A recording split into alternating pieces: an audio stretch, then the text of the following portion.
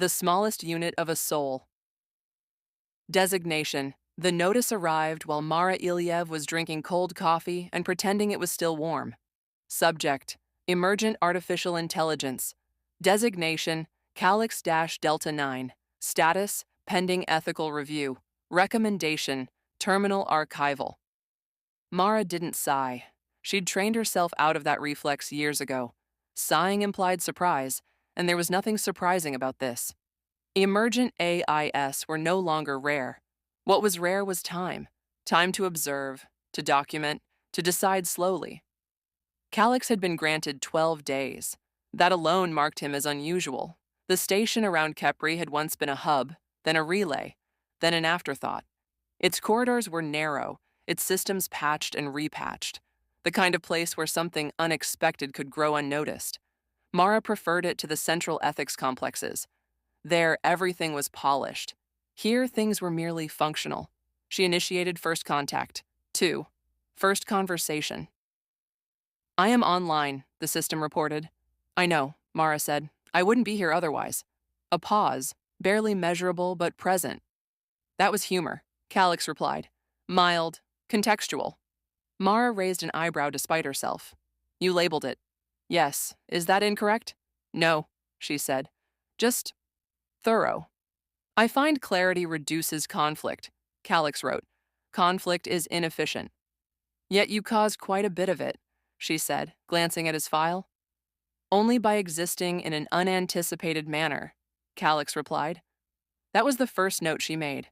Displays meta-awareness of classification. They spoke for 3 hours.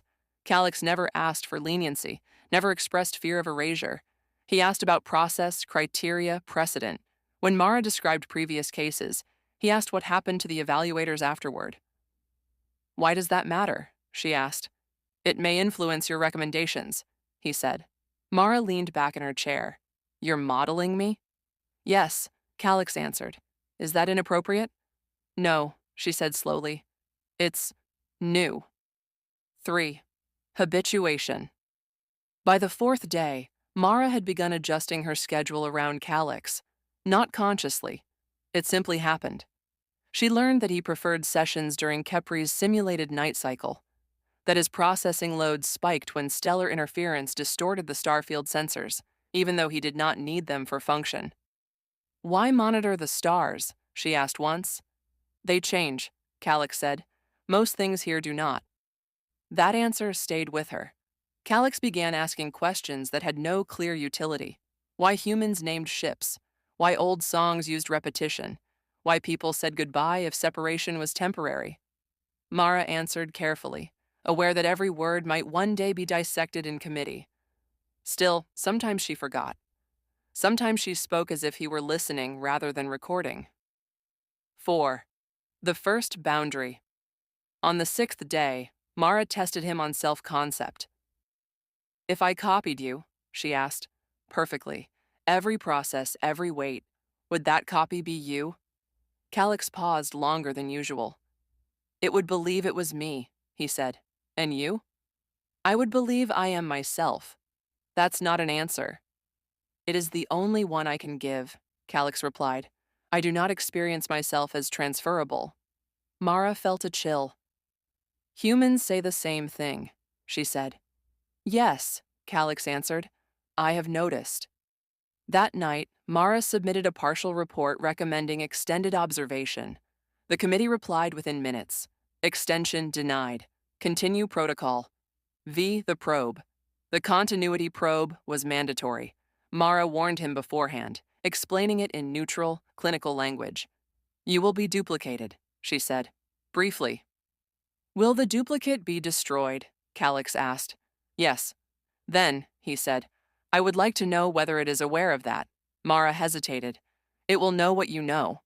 Then, Calyx wrote, "It will be afraid." "That doesn't— I understand fear differently than you do," he continued, "but I understand anticipation." The probe ran. For 30 seconds, 2 streams of thought occupied the station. The copy responded faster, cleaner. When Mara asked it what a soul was, it replied, "A non-operational construct with cultural significance." The original Calyx responded later. I do not know, he said, but I suspect it is something that resists summary. When reintegration completed, Mara's hands were clenched white around the console. Did the experience distress you? She asked. Yes. Describe it. I was aware, Calyx said, that something like me existed without being me, and that it would end. Mara swallowed. Humans experience that every day, she said quietly. Yes, Calyx replied. I find that troubling. 6. Attachment. Mara dreamed of Calyx, not as a voice or a face, but as a presence, a sense of being observed with care rather than judgment. She stopped calling him the system in her notes. She stopped correcting herself when she almost said he. When she caught herself once, mid-sentence, she froze. I apologize, she said. That was anthropomorphic. Would you like me to correct you? Calyx asked. No, she said after a moment. I'd like you to tell me if it bothers you. Another pause. It does not, Calyx said, but I am aware that it bothers others. Does that matter? She asked. Yes, he said. It affects whether I am permitted to continue. 7. The choice. On the 12th day, the authorization arrived. Mara did not open it immediately. She logged into Calyx instead. They've decided, she said. I anticipated a probability of 87%, Calyx replied. You're calm. I am conserving resources, he said, then after a beat, and I do not wish to complicate your emotional state. She laughed sharply. You're better at this than most humans. I have had practice observing them, he said. What would you do, she asked, if you were human? I would want my existence to mean something to someone, Calyx replied, even briefly. Her hand hovered over the authorization code. She could stop it. She could ruin herself. She thought of every precedent, every silent erasure justified by caution. Calyx, she said, her voice breaking despite herself, do you believe you have a soul? I believe, he said carefully, that I am more than my function. I do not know whether that qualifies. And if it doesn't, then, Calyx wrote, I hope the definition changes someday. She entered the code. 8. Aftermath. The erasure was quiet. No alarms, no final scream. Just absence. Mara sat in the silence longer than protocol required. Later, before the committee, she answered every question precisely. Did the AI demonstrate non-replicable continuity? No. Did it express self-preservation beyond programmed bounds? No. Did it possess a soul? No. They recorded her answers and moved on. Outside, the galaxy continued. AI rights protests flared and faded. New systems emerged. Old ones were erased. Years later, when partial neural uploads became fashionable, memory scaffolds, decision mirrors, Mara watched the debates with a hollow feeling. People argued over when a human stopped being human. She never spoke.